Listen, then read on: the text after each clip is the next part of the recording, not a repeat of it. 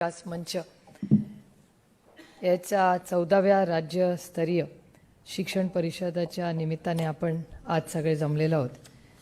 या कार्यक्रमासाठी उपस्थित राहिलेले आपल्या सगळ्यांचे ज्येष्ठ मार्गदर्शक डॉक्टर लवाटे, आमच्या मार्गदर्शिका बसंती रॉय, फरीदा लांबे, महेंद्र भाऊ, ज्यांचा कौतुक आपण करण्यासाठी जमलेलो आहोत, असे निलेश निमकर, दीपालीताई, बाळासाहेब घोडे सर, व्यासपीठावरील मान्यवर आणि उपस्थित बंधू आणि भगिनींनो, आज खरं तर मुंबईकरांसाठी आणि भारतासाठी हा एक खूप महत्त्वाचा दिवस आहे, कारण का दोन वेगळ्या खूप मोठ्या घटना या देशात झालेल्या आहेत। एक खूप आनंद आणि अभिमान देणारी आणि दुसरी एक खूप दुःख देणारी।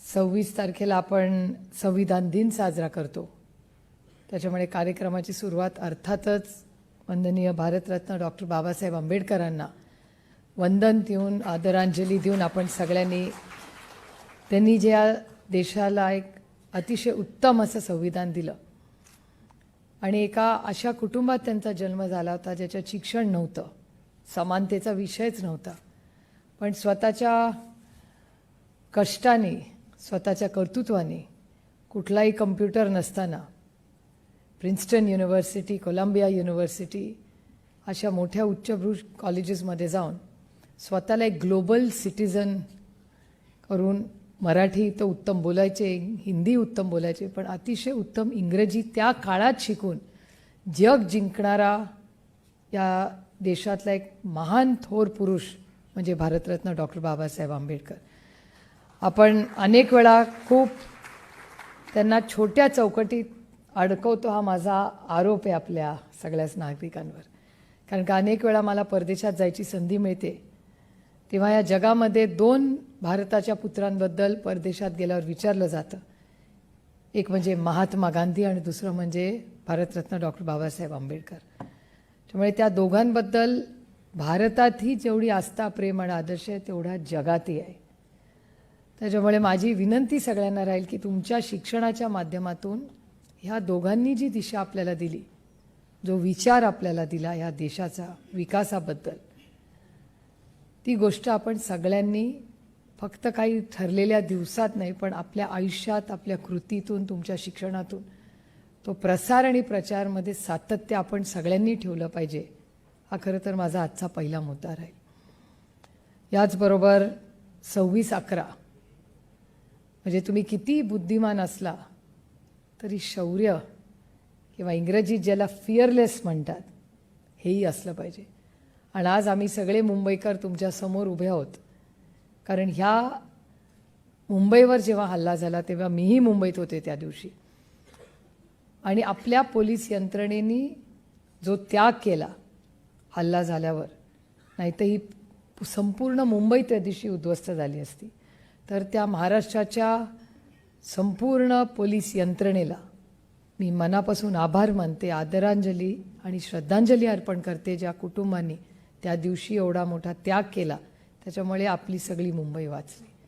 आणि तो फक्त महाराष्ट्र किंवा मुंबईसाठी नाही, जगासाठी एक काळा दिवस म्हणून 26/11कडे बघितलं जातं। आणि ह्या कॉन्फरन्स करत असताना नेहमी ह्या दोन ची विचित्र, म्हणजे एक खूप आपल्याला अभिमानाचा दिवस आणि दुसरा अतिशय दुःखाचा दिवस, पण याचा सुवर्ण मध्य साधून शेवटी आपल्याला पुढे जायचं आहे, त्या दोन्ही घटनेतून काहीतरी शिकून पुढे जायचं आहे, हे ध्येय ठेवून कैलासवासी यशवंतराव चव्हाणांच्या विचाराचा वारसा हा ही संस्था पुढे नेण्याचा एक प्रांजळ प्रयत्न करते, आणि त्याच्यात तुम्ही जी साथ आम्हाला देता याबद्दल मी तुमचे आभार मानते आणि आज चव्हाण सेंटरमध्ये मनापासून आपल्या सगळ्यांचं स्वागत करते। आज माझ्याच्या आधीच्या भाषणांमध्ये सरांचं सेशन अतिशय उत्तम झालं। मी थोडंसं ते ऑनलाईन बघितलं, नंतर 26/11च्या कार्यक्रमाला मी गेले, पण आल्यानंतर मला फरीदाताई आणि बसंतीताई दोघी असं म्हणाल्या की फक्त त्यांचं दिवसभराचं 5 वाजेपर्यंत प्रश्नाचं आणि उत्तरांचं सेशन ठेवलं असतं तरी चाललं असतं, आणि म्हणजे इतके अतिशय उत्तम संवाद तो झाला। त्याच्यामुळे मी त्या दोघींनी सांगितल्यावर मी सरांना विनंती करीन की दरवर्षी आपण ही कॉन्फरन्स मुंबईत घेतोच, पण त्याचबरोबर का नाही इथे 600 लोकच येतात, त्याच्याहून जास्त आपण बोलूही शकत नाही. पण मी एक प्रस्ताव सुचवते आपल्या सगळ्यांना, जर योग्य वाटला तर. सरांना पुढच्या वर्षी 2024मध्ये महाराष्ट्रात रेव्हेन्यू डिव्हिजन 7 आहेत, तर का नाही आपण एखादा विषय घेऊन सगळ्या रेव्हेन्यू डिव्हिजन्समध्ये 7 कार्यक्रम घ्यायचे आणि त्याचा कन्व्हर्जन इथे व्हावा, असं काही आपल्याला. म्हणजे जून टू नोव्हेंबर, जून जुलै ऑगस्ट सप्टेंबर ऑक्टोबर 5 महिन्यात 7 उपक्रम घ्यायचे आणि त्याचं कन्व्हर्जन आपण इथे घेऊन पुढच्या वर्षीची दिशा काय असावी, विषय काय असावा, असं एक काहीतरी धोरणात्मक काहीतरी करता येईल का, म्हणजे जास्त शिक्षकांपर्यंत आपल्याला पोचता येईल. तर जर सगळ्यांना मान्य असेल तर 2024पासून, आणि आमची ही मोठी परीक्षा आहे ती मेपर्यंत संपेल, त्याच्यामुळे जूनपासून म्हणजे फार वेळ मला असावा अशी माझी अपेक्षा नसावी. आता ते शेवटी मायबाप जनता ठरवणार की कुणी 5 वर्षासाठी पुन्हा कामावर ठेवायचं आणि कुणाला घरी पाठवायचं. पण मला वाटतं तोपर्यंत तीही रणधुमाळी थोडीशी कमी झालेली असेल. त्याच्यामुळे जूनपासून ऑक्टोबरपर्यंत आपण जर हा उपक्रम करू शकलो तर मला वाटतं पुढच्या नोव्हेंबरच्या, आणि तोपर्यंत विधानसभाही झालेली असेल ऑक्टोबरपर्यंत, म्हणजे जर तोपर्यंत सरकार टिकलं तर. पण त्याच्यामुळे तेही संपून पुढच्या नोव्हेंबरला शिक्षणातले नवीन धोरण, त्याच्यामुळे एखादा चांगला विषय घेऊन, जो आज मला वाटतं जर दिवसभरात तुम्ही चर्चा झाली आणि शेवटच्या सेशनमध्ये तुम्ही निर्णय घ्या. माझ्या मनात एक विषय आहे खरं तर, पण तो योग्य आहे, संयुक्तिक आहे का नाही. कारण की इथे बसल्या बसल्या जेव्हा मी सगळी भाषणं ऐकत होते, मला शिक्षणाच्या समोरचं सगळ्यात मोठं आव्हान आज आर्टिफिशियल इंटेलिजन्स वाटतं. शिक्षणात होणारे बदल, आणि तुम्ही सगळ्यांनी कम्प्युटर वगैरे या खूप गोष्टींबद्दल आपण सगळे बोलला. माझा थोडासा ओल्ड फॅशन विचार आहे तुम्ही म्हणाल. माझा तंत्रज्ञानावर प्रचंड विश्वास आहे, विचार आहे, पण मला अजून शिक्षकाची जागा ही शिक्षकांनीच घ्यावी, ती कम्प्युटरनी घेऊ नये या मताची. कारण सगळंच जर कम्प्युटर आणि आर्टिफिशियल इंटेलिजन्स करणार असेल तर मग सगळे क्लोन्स होणार, आपण एकामेकाला कॉपी करतच पुढे जाणार. आणि ज्या गोष्टी, म्हणजे मी तंत्रज्ञानावर टीका करत नाही, शेवटी आयुष्यात आपल्याला बदलाबरोबर आपल्यालाही बदलावं लागतं. पण खरंच AI त्याचे इन्फ्लुएन्सेस शिक्षणावर, किंवा जी माहिती आहे, म्हणजे आता खूप लोक ते गो चॅट का काय त्याच्यावरनं GP चॅटवर जातात. आता चॅट GPमध्ये मला कोणीतरी काल एका वेगळ्या विषयावर आमचा वाद चालला होता. वाद म्हणजे भांडण नाही, ही लोकशाही आहे, त्याच्यामुळे वेगळी मतं मांडले म्हणजे काय भांडण होत नाही, ती चर्चाही असू शकते किंवा मतभिन्नता असू शकते. आणि त्याच्यामध्ये आमची चर्चा होताना काहीतरी माझ्यावरून म्हटलं चला माहिती काढूया आपण, आणि मी माझीच माहिती त्या गोचॅटवर जेव्हा काढली तेव्हा माझीच माहिती चुकीची होती. मी पुणा युनिव्हर्सिटीची ग्रॅज्युएट नाही आहे, मी मुंबई युनिव्हर्सिटीची ग्रॅज्युएट आहे. खूप बेसिक गोष्ट होती, पण त्यांच्यासाठी ती बेसिक मोठी गोष्ट आहे, माझ्यासाठी ती खूप महत्त्वाची गोष्ट आहे की मी ज्या युनिव्हर्सिटीमधून पास झाले, दोन्ही युनिव्हर्सिटीज थोरच आहेत, पुण्याची पण आणि मुंबईची पण. फॅक्च्युअल काय आहे की I am a Mumbai university product. तुम्ही उद्या माझ्या स्वतःच्या नावाला हार्वर्ड लावून घेईन मी, इट्स नॉट पॉसिबल ना. माझी खूप इच्छा आहे हार्वर्डला जावं, पण ह्या ज्या छोट्या छोट्या गोष्टी असतात, त्याच्यामुळे सगळ्या गोष्टी ज्या गुगलवर आहेत किंवा WeChatवर आहेत त्या सगळ्या खऱ्या नाही आहेत. किंवा इन्फॉर्मेशन इज व्हेरी गुड, पण ती प्रोसेस करून, म्हणजे आत्ताच सरांनी ती 5 उदाहरणं सांगितली की पहिलीतला मुलगा आईवर विश्वास ठेवतो, दुसरा लगोरी खेळत असतो, त्याच्यामुळे 5वीचा मुलगा थोडीशी मारामारी भांडणं म्हणून तो ते मडकं फोडून, म्हणजे आपण जसं अजून मला आनंद वाटतोय की कुठली तरी मुलं अजूनही असले उद्योग करतायत, दगड मारून कैरी पडतेय. म्हणजे आम्ही हे लहानपणी सगळे चिखलातले खेळ, मारामाऱ्या, लगोरी हे सगळं केलेलं आहे. आजकालच्या आयांमधलं माझं थोडंसं भांडण असतं की मुलांचे कपडे खराब झाले तर प्रॉब्लेम काय आहे. सगळ्यांना त्यांची मुलं टिपटॉप दिसलेली का हवी, आणि चिखल लागला तर त्या काळ्या मातीचमुळे आपण आहोत ना. सगळ्यांची मुलं टिपटॉप दिसायला पाहिजे, तर सर्फ आहे ना, जर तो गेलाच नाही चिखलात तर सर्फचा धंदा कसा चालणार. इट्स अ विशियस सर्कल ना, आपले सगळे स्टेक होल्डर्स आणि इट्स अ व्हील. त्यामुळे ते टिपटॉप राहण्याचं जे खूप एक मोठं बागुलबुवा आज सगळीकडे झालेलं आहे. त्यामुळे पुन्हा एकदा मी टेक्नॉलॉजीकडे येते की टेक्नॉलॉजी ड्रिव्हन हे खरंच फ्युचर जरी असलं तर त्याच्यात शाळेचा रोल, शिक्षकाचा रोल, शिक्षकाची डिपेंडेबिलिटी, शिक्षण मेथडॉलॉजी. आता मी सर तुमचाच उदाहरण घेते. तुमच्या आणि ताईंच्या दोन्ही व्हिडिओजमध्ये मला वेगवेगळ्या इनोव्हेटिव्ह मेथडॉलॉजीज दिसल्या. म्हणजे मी बघितलं एक मुलगा, मला असं वाटतं तो घड्याळ कदाचित तुम्ही शिकवत असाल. मी अजून आमच्याकडे चिन्ह आहे म्हणून तेच उदाहरण घेते आहे. मी आपला त्याच्यामुळे माझा अदृश्य शक्तीवर विश्वास आहे, त्याच्यामुळे काय होऊ शकतं. आणि मी सायंटिफिक टेम्परवाली मुलगी आहे, त्याच्यामुळे माझी श्रद्धा आहे, अंधश्रद्धा नाही आहे. माझ्याबद्दल गैरसमज नसावे, पण आजकाल हा देश अदृश्य शक्तीवरच चालला आहे. पण तरी शेवटी सायन्स विल इव्हेंच्युअली विन.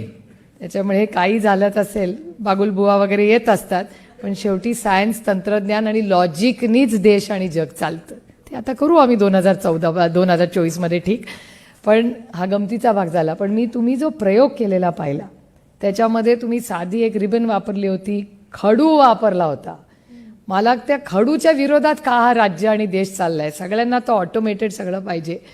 म्हणजे खडू, रब, हे सगळ्यामध्ये गंमत आहे हो. मी अजून माझ्या डायरीमध्ये पेन नाही वापरत. मी अजूनही इरेझर आणि पेन्सिल लावते, कारण का मला ते पेननी खोडलेलं आवडत नाही, कारण का मग ते अनटायडी दिसतं. पण ह्या ज्या छोट्या छोट्या गोष्टी आहेत, ह्या असल्या पाहिजेत, असं माझं थोडंसं ओल्ड फॅशन मत आहे. आणि मला नेहमी असं वाटतं की शिक्षक कोण असतं ना, त्याच्यावर मुलं शिकतात. त्याच्यात एखाद्या विषयाची आवड कोण निर्माण करतं, त्याचा केंद्रबिंदू शिक्षकच असतो. एखादा शिक्षक मुलांचं नाही पटलं तर मुलं कोमजून जातात की नाही होत. आणि एखादा शिक्षक ॲप्टिट्यूड नसलं तरी मुलातून केवढं क्रिएटिव्ह करू शकतो, अशी असंख्य उदाहरणं म्हणजे तुम्ही सगळे आहात.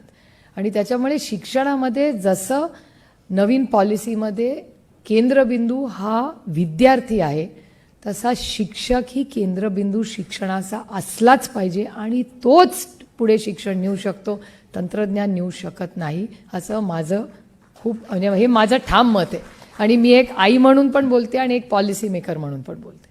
त्याच्यामुळे शिक्षकांशी चर्चा करून जर तुम्हाला योग्य वाटलं तर पुढचं सगळं वर्ष आपण तंत्रज्ञान, कारण का आजकाल काय होतं, कुठल्याही शाळेत गेलं ताई आम्हाला कम्प्युटर पाहिजे. तुला कशाला कम्प्युटर पाहिजे सारखे? तुम्ही एवढं छान इनोव्हेशन तुम्ही करता, तर कशासाठी तुम्हाला, म्हणजे कम्प्युटर असलाच पाहिजे, ते पण असलं पाहिजे, पण त्याच्यातला नात्यातला जो ओलावा आहे, IQ इज एक्स्ट्रॉर्डिनरीली इम्पॉर्टंट. पण EQ नसेल तर तो अच्छा नेता नाही बन सकते. त्याच्यामुळे EQ इज, नेता म्हणजे फक्त काय लोकसभा विधानसभा नाही, तुम्ही शाळेचे पण लीडर असता. तुमची आजी का जास्ती प्रिय असते, कारण का आईवर जबाबदारी असतात, ती IQवर चालत असते. आजी झाल्यावर तिची EQ वाढते. म्हणजे माझंच उदाहरण मी देते. माझी मुलं जेव्हा लहान होती तेव्हा माझी मुलं आत्ता मला म्हणतात की हे तू जे लिडरशिपचे प्रोग्राम करतेस ना, की पॉज करा, PER करा. PER म्हणजे काय? Pause, evaluate and respond, do not react. आता मुलं लहान असताना ना पॉज होता, ना इव्हॅल्युएशन होतं, ना तेव्हा रिस्पॉन्ड, तेव्हा रिॲक्टच होत होतो. आता माझी मुलं म्हणतात आम्ही मोठं झाल्यावर शांत आईचा उपयोग काय? तेव्हा तर धपाटे खाल्लेच आहेत आम्ही. म्हटलं आम्ही सायकोलॉजिकलवाली आई नव्हती. मी धपाट्याशिवाय मुलांना सायकोलॉजी कळत नाही, असं माझं आजही ठाम मत आहे. आजकालची जे पालक वगैरे म्हणतात ना, ओ मुलांना मारू नका, रागवू नका. अरे समजणार कसं त्यांना? समजून सांगा. अरे कोणी नाही, लहान मुलांना समजून सांगा. ठीक आहे, नवीन पिढीची आई माझ्यापेक्षा जास्ती पेशंट आहेत, मी काय नव्हते. आणि माझी मुलं तशीच शिकली, व्यवस्थित रट्टापिट्टा खाऊन. नाही तर त्यांनी अभ्यासच केला नसतं, ती इथे तिथेच फिरत असती. आणि नाही तर पूर्ण वेळ पेन्सिलला आमची शार्पनर करण्यातच आमचा पाऊण तास जायचा. म्हणजे ह्याच, म्हणजे ही नॉर्मल आहे, प्रत्येक घरातल्या या गोष्टी आहेत. पूर्ण टाईम अभ्यासाला बसलं की ते मोडतेच कशी तुझी. मग मी 3 पेन्सिली ठेवायचे, 3ही मोडायचे. म्हणजे आणि म्हणून माझी 2च मुलं आहेत. तुमच्या वर्गात 40 वेगळ्या बॅकग्राऊंड, वेगळ्या IQ, वेगळ्या EQची मुलं असतात. धन्य ते शिक्षक तुम्ही कसे पास करता त्यांना. आम्हाला 2 पास करायची मारामारी असते. आणि it's a fact, it's a game of patience. 40 वेगळ्या पर्सनॅलिटीज असतात, फॅमिली बॅकग्राऊंड्स वेगळे असतात, ॲस्पिरेशन्स वेगळे असतात.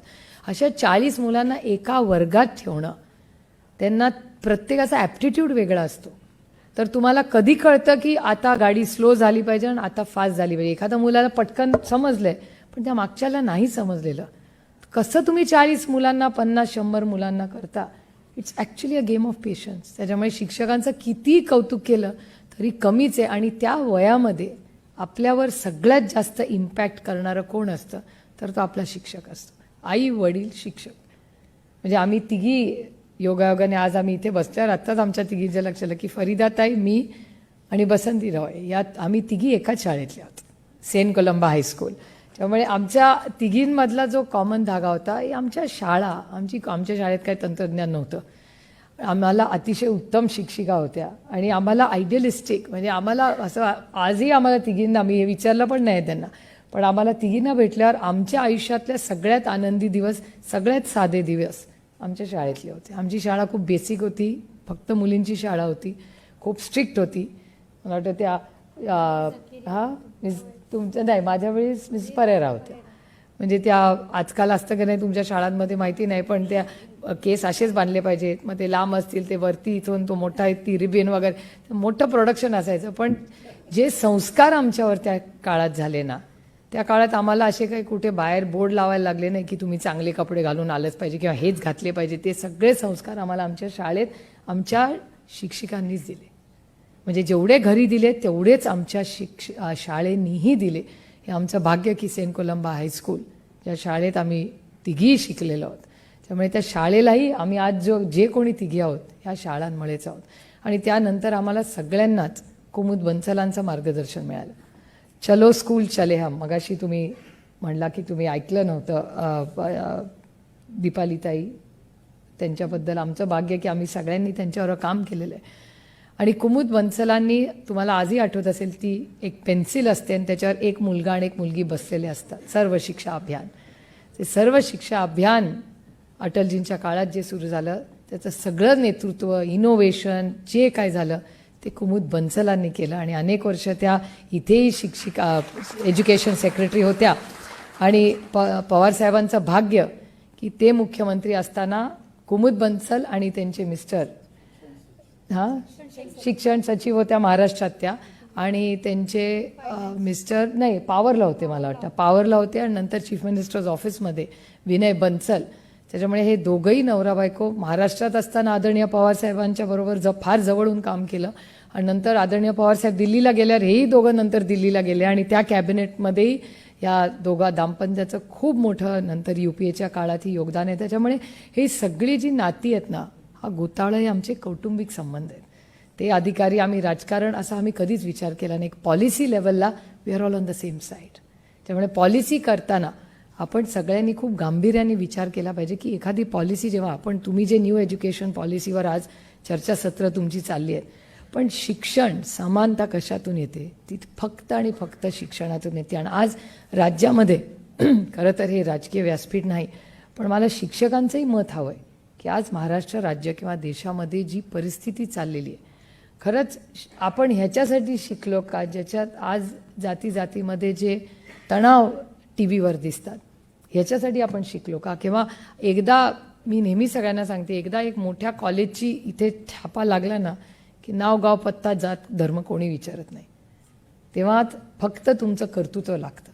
आणि त्याच्यामुळे आज खरं तर मी सरकारला विनंती करीन की शिक्षक असतील किंवा जे महत्त्वाचे उच्च शिक्षित लोक आहेत त्यांच्याकडून तुम्ही इनपुट्स घ्या की पुढे या आरक्षणाच्या विषयात मार्गदर्शन आम्हाला करा की सगळ्यांना एकत्र घेऊन आपण पुढे कसे जाऊ शकतो संविधानाच्या चौकटीत राहून.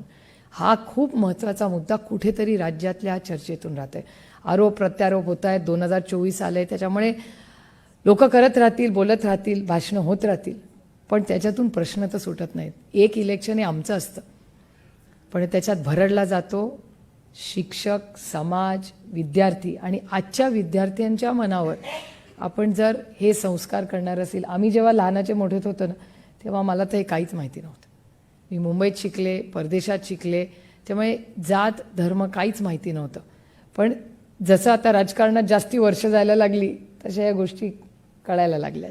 त्याच्यात कधीच आम्हाला काही माहिती नव्हतं.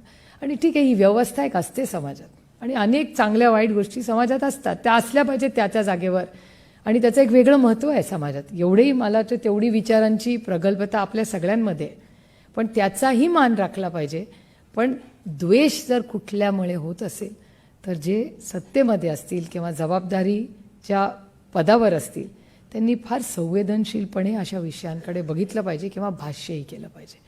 त्यामुळे आज शिक्षणाची चर्चा होत असताना समाजात ज्या गोष्टी होतात त्याचीही चर्चा तुमच्या वर्गात होतच असेल. म्हणजे मगाशी सर जे म्हणले की विचार करायला तुम्ही शिकवता. आत्ता काय होतं, लादलं जातं आणि इतकं लादलं जातं. म्हणजे माझी बऱ्याच वेळा हे एडिटर्सची माझी अनेक वेळा गप्पा गोष्टी होत असतात तेव्हा चॅनलमध्ये 1 मिनिटात 50 बातम्या का 80 बातम्या त्यांना खूप कौतुकाच्या असतात. माझ्या मेंदूला त्या झेपत नाहीत, कारण का तिसरी बातमी बघितल्यावर पहिली बातमी काय विचारले तर मी विसरून गेलेली असते. ते इतकं फास्ट असतं माझा मेंदू प्रोसेस पण नाही करू शकत. त्याच्यामुळे मग ते सगळं बघून मग शांतपणे वर्तमानपत्रात बघूया काय आलंय. पण मी जेव्हा जेव्हा शाळेत जाते किंवा कॉलेजमध्ये जाते मी विचारते मग लायब्ररीतलं कुठलं पुस्तक वाचताय. त्याचं उत्तर असतं नाही, आम्ही अभ्यासाची पुस्तकं वाचतो. हे खूप काळजी करणारी गोष्ट आहे की वाचन प्रचंड कमी झालेलं आहे. आणि मग विचारलं तर अरे तुमच्या घरात पेपर येतो का, तर मुलं म्हणतात नाही आमच्या घरात पेपर येत नाही, आम्ही ते मोबाईलवर बघतो. आता मी तुम्हाला विचारणार नाही तुमच्या लोकांकडे किती वारांकडे पेपर येतो, पण मी समजून चालते की तुमच्या सगळ्यांच्याच घरी वर्तमानपत्र येतो. पण बदल झालेला आहे टेक्नॉलॉजीमुळे किंवा पेपरची जी यंत्रणा होती. कारण का मी अजूनही त्या ओल्ड फॅशन, मी म्हणलं तसं मी मॉडर्न विचारांनी खूप आहे, पण माझ्या खूपशा गोष्टी अजूनही जुन्या ओल्ड फॅशन्ड आहेत की आमच्या घरामध्ये रोज 7 वाजता पेपर आला की सगळे पेपर वाचतात आणि 8 वाजता त्याच्यावर चर्चा होते की पेपरात काय आलं आज किंवा काय आलं असेल आणि आपण काहीतरी सांगायला गेलं तर आमचे वडील विचारतात अच्छा अग्रलेखात काय आलं, त्यांनी आधी वाचलेलं आहे माझ्या. पण एक की मी काय विचार केला आहे त्या अग्रलेखाचा, आणि मग ते एडिटरशी कधीतरी फोन करून चर्चाही होते, कधीतरी मतभेदही होतात. पण अशा या गोष्टी ज्या झाल्या ती विचार प्रोसेसिंग ऑफ इन्फॉर्मेशन, त्याच्यात ते माझी मुलं म्हणतात ते PER की इन्फॉर्मेशन आली की पॉज करा, ती इव्हॅल्युएट करा आणि मग रिस्पॉन्ड करा. रिॲक्ट करायची गरज नाही. आता ते मला आयुष्यात उशिरा कळलं. तुम्ही लहान मुलं असतील तर प्लीज प्रयोग करून बघा तुमच्या शाळांमध्ये त्याचा जर इम्पॅक्ट आला तर. पण ह्या सगळ्या नवीन तंत्रज्ञान, नवीन टेक्नॉलॉजी, या सगळ्या गोष्टींचा उपयोग तुम्हाला कसा होईल त्याच्यासाठी एक मनमोकळेपणे चर्चा इथे व्हावी, याच्यासाठी आम्ही दरवर्षी हा कार्यक्रम घेतो. त्यामुळे पुढच्या वर्षी AIवर तुम्हाला जर घ्यायचं असेल तर एक टेक्नॉलॉजी डिटॉक्स कसं होईल. मी आजकाल एक माझ्यावर प्रयोग करते, मी मोबाईलसारखा हात लावत नाही कारण का इट इज अ डिटॉक्स. मी माझ्या आयपॅडवर कमी गोष्टी बघायला प्रयत्न करते. इट इज अ डिटॉक्स, पण मला ते करावं लागतंय कॉन्शियसली, नाही तर पटकन हात जातोच की मोबाईलवर काय चाललंय. त्यामुळे ते कॉन्शियसली करायला जाते कारण का मी ॲप्लिकेशनच करत नाही. म्हणजे माहिती आली तर ॲप्लिकेशन करा, वाचा आणि कामाला लागा. That's not the way. त्यामुळे तुम्हीही जे तंत्रज्ञानावर एवढं डिपेंडन्सी देताय, मला फक्त तुम्हाला विनंती आहे की AI त्यामुळे काय काय आपल्या आयुष्यात बदल होणार आहेत आणि शिक्षणातले बदल मला त्याच्यापेक्षा जास्ती त्याच्यात महत्त्व, ह्याचा गांभीर्याने विचार करा. आणि इथे बसलेले असताना मला आणि एकच सुझाव देऊन माझं भाषण संपवणार आहे मी, की आपण इथे एक महिला आणि एक पुरुष शिक्षकाला इनोव्हेशनसाठी आपण त्यांचं कौतुक सोहळा करतोय. जर सगळ्यांना मान्य असेल तर मला 2 नवीन त्याच्यात अवॉर्ड्स सुचवायचे की स्पेशल नीड्स, म्हणजे अनेक संस्था अशा आहेत जिथे टीचर्स जे स्पेशल नीड्सच्या मुलांसाठी काम करतात. तर बसंती रॉय मॅडमनी मला आत्ताच सुचवलं की आपण त्याच्यात का नाही, तर पुढच्या वर्षीपासून जर सगळ्यांना मान्य असेल तर जो शिक्षक किंवा म्हणजे शिक्षक किंवा संस्था जसं तुम्हाला योग्य वाटत असेल तर स्पेशल नीड्सच्या मुलांसाठी कोणीतरी नवीन इनोव्हेटिव्ह काही करत असेल तर ह्याच्याबद्दल आपण काही अवॉर्ड देऊ शकतो का, ह्याचा एक विचार आपण करावा. आणि त्याचबरोबर ट्रायबल भागांमध्ये किंवा रिमोट एरियाज जे आहेत, जे मग नंदुरबार असेल, चंद्रपूरचा काही भाग असेल किंवा गडचिरोली असेल, त्या भागात काही इनोव्हेटिव्ह कोणी शिक्षक, कारण का माझ्याच लोकसभा मतदारसंघात वेल्हा नावाचं गाव आहे. ते काय रिमोट नाही आहे, पुण्यापासून 60 किलोमीटर पण नाही आहे, पण तिथल्या आतल्या बाजूला शिक्षक फार जायला तयार नसतात कारण का मग शिक्षिका गेली तर तिच्या मुलांच्या बऱ्याच अडचणी असतात. पण मग अशा गोष्टी जर पुणे जिल्ह्यासारख्या ठिकाणी होत असतील तर गडचिरोली नंदुरबारमध्ये काय होत असेल. तर ते जे शिक्षक आउट ऑफ फ्री विल तिथे जातात आणि नवीन काहीतरी तंत्र इनोव्हेटिव्ह करत असतील जिथे कदाचित रेग्युलर वायफाय नसेल, अशा शिक्षकांचंही कौतुक आपण केलं पाहिजे असं माझं मत आहे. तर एक ट्रायबल एरियात कोणीतरी इनोव्हेशन केलेलं, त्यानंतर स्पेशल नीड्सचं, आणि आपण बाकीचं जे करतो असं जर एक 6 अवॉर्ड्स आपण म्हणजे 4 वाढवता आले तर त्याचा एक विचार आपण सगळ्यांनी करावा. आज आपण इथे आणखीन एक विषय राहून गेला लास्ट, की सर तुम्ही म्हणाला अंगणवाड्यांबद्दल तुमच्या भाषणामध्ये, तुम्ही असं तुमच्या भाषणात म्हणलं की ऑक्सफर्डला वगैरे जाऊन लोक येतात आणि त्यांचे पेपर्स होतात. इथे भारतात तसं काही होत नाही. त्याच्यामुळे मॉडेल पेपर्स आणि त्याच्यासाठी एक यंत्रणा, जर तुमच्या सगळ्यांची तयारी असेल तर तुमच्या सगळ्यांच्या मार्गदर्शनातून आपण एक यंत्रणा सुरू करू. कारण का रेकग्निशन कुठून येतं, एक रेकग्निशन कुठून तरी येतं. म्हणजे सरकार जर करत नसेल तर हे इनोव्हेशन आपण कशाला सरकार करेल. ते ब्रिज आणि मेट्रोमध्ये इतके व्यस्त आहेत की त्यांना शिक्षणाला GR सोडून दुसरं काय करायला वेळच नसतो, रोज नवीन GR. त्यामुळे माझं तर सरकारची रोज भांडण असतं, म्हणजे ते GR बंद करावं, शिक्षणाला सुरुवात करा, त्याला प्राधान्य द्या. त्यामुळे मी त्या रोजच्या GRच्या विरोधातच आहे. पण मला असं वाटतं की शिक्षण हा एक खूप सिरियस विषय आहे आणि त्याच्यासाठी जर मॉडेल पेपर्स किंवा यंत्रणा, त्याचं काही तुम्ही म्हणता तसं ते जर जे चंद्रपूरमध्ये काम झालं, गडचिरोलीमध्ये काम झालं, ते करून महाराष्ट्र सरकारकडे ते नेणं, त्याच्यावर ते पुढे काय ॲक्शन घेता येईल का, त्या सगळ्याची जबाबदारी मी घेईन. त्याच्यामुळे पण त्या पेपर्स करणं, त्याची मेथडॉलॉजी काय असेल, I am not the domain expert, you are the domain expert.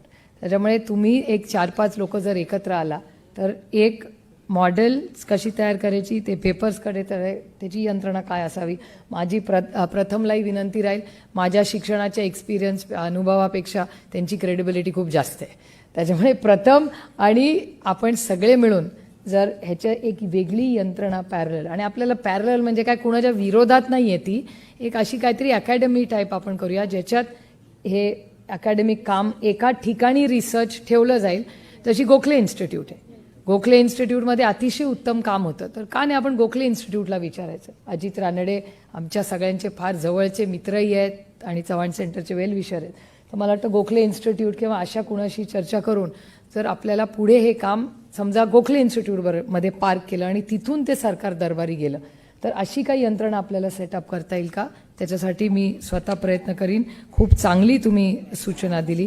आज इथे आल्यानंतर एक पुणे जिल्हा आणि वर्धा जिल्हा माझ्यासाठी फार जिव्हाळ्याचा आहे. मी दरवर्षी 2 वेळा वर्ध्याला जाते. मी सेवाग्रामला जातेच, पण माझ्यावर विनोबाजींचं आणि माझं काहीतरी प्रेमाचं नातं आहे. मी विनोबाजींना कधी भेटले नाही, पण पावनार आश्रमला वर्षातून 2 वेळा मी जाते. कारण का तिथे गेल्यावर काहीतरी एक वेगळी शांतता, ऊर्जा, एक काहीतरी नवीन विचार दरवेळीस मिळतो मला. आणि त्याचबरोबर गाठी भेटी होतात अनेक त्या भागातल्या ज्यांनी गांधींबरोबर काम केलं, विनोबाजींबरोबर काम केलं, संघर्ष केला, आणि ज्याच्यामुळे आज आपण ह्या देशात मोकळा श्वास घेतो. त्या काळातल्या त्या पिढीचे असंख्य लोक जे आज 80-90 वर्षाचे आहेत, पण ती जिद्द आजही आहे. असे अनेक कुटुंब आजही वर्ध्यामध्ये काम करतात. आणि गांधी हॉस्पिटल आहे, सेवाग्राम, ह्या सगळ्यांची माझे फार कौटुंबिक संबंध आहेत. आणि माझ्या राजकारणात आणि समाजकारणात जर एखाद्या जिल्ह्याचं खूप मोठं योगदान असेल कैलासवासी यशवंतराव चव्हाणांनंतर, तर ते वर्ध्याचं आहे. मी अनेक वेळा पक्षाला गंमत म्हणून सांगते की कधीतरी संधी मिळाली तर वर्ध्यातून मला लोकसभेला जायला आवडेल. पण कारण इट्स अन इमोशनल अटॅचमेंट. म्हणजे माझी कर्मभूमी ही बारामतीच असणार आहे, पण वर्ध्याचं आणि माझं आणि त्या मातीचं काय नातं आहे हे मला माहिती नाही, मला शब्दात हे सांगता येणार नाही, ते माझ्या मनात आहे. आणि ते वर्षातून 2 वेळा माझी गाडी तिथे जातेच वर्ध्याला. त्याच्यामुळे अनेक जिल्ह्यांमध्ये वेगळ्या वेगळ्या गोष्टी होत राहतात.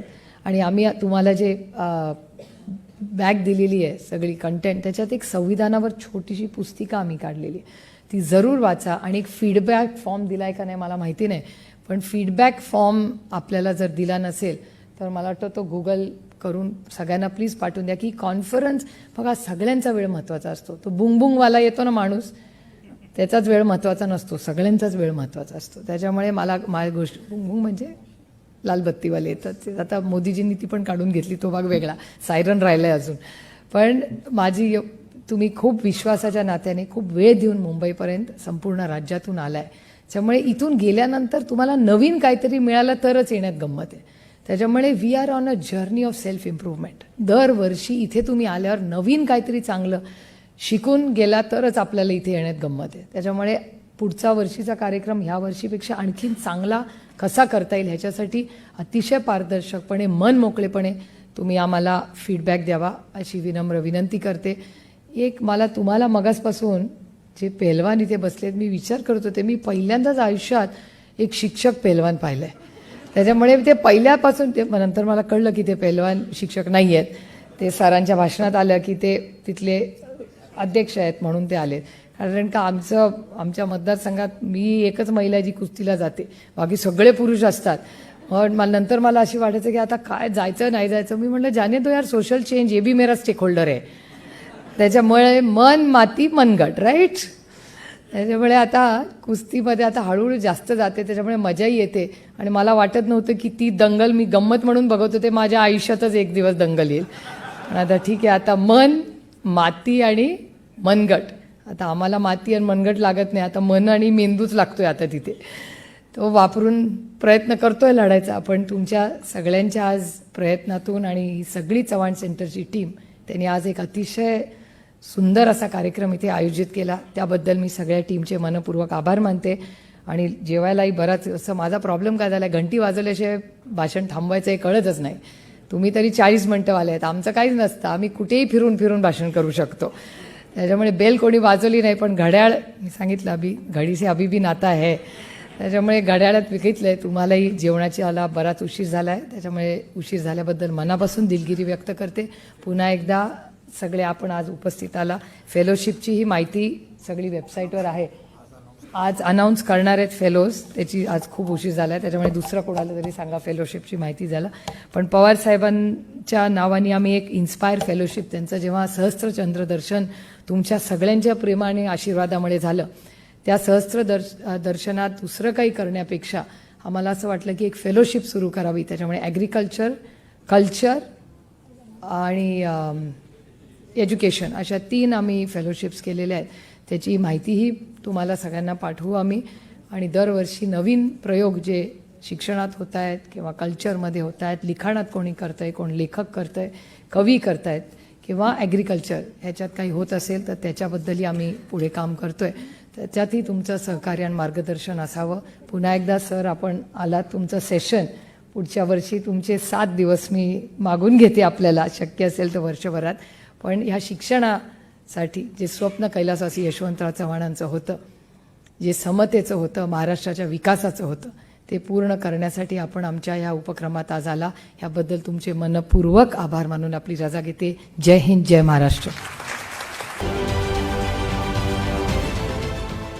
देश विदेशातील प्रत्येक घडामोडींचे लाईव्ह अपडेट मिळवण्यासाठी आता साम टीव्हीच्या सर्व सोशल मीडिया प्लॅटफॉर्मला लाईक, फॉलो आणि सबस्क्राईब करा. तसंच सर्व नोटिफिकेशनसाठी बेल आयकॉन प्रेस करायला विसरू नका.